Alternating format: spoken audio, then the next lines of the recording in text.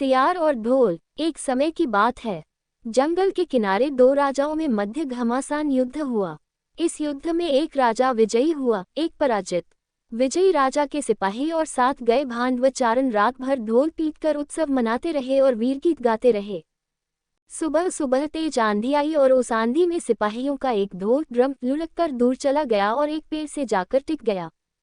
आंधी थमने के उपरांत राजा और उसके सिपाही अपने राज्य की ओर प्रस्थान कर गए।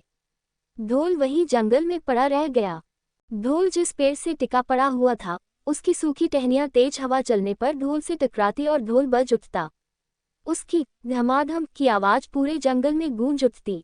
एक भूखा सियार जैकल शिकार की तलाश में उस स्थान से गुजरा जहां ढोल पड़ा हुआ था।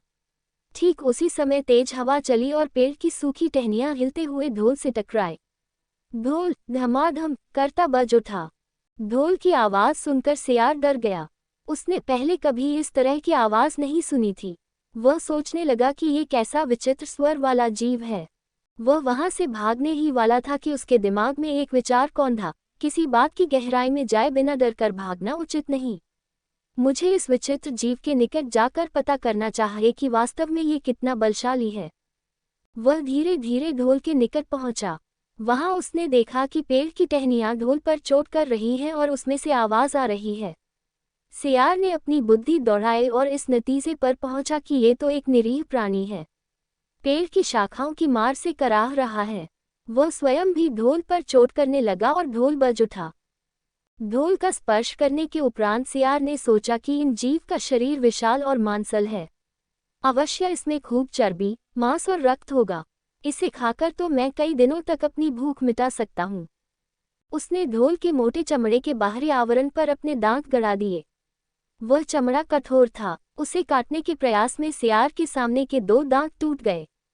लेकिन अपनी जोरों की भूख शांत करने के लिए वह डटा रहा और किसी प्रकार ढोल में छेद कर उसमें घुस गया।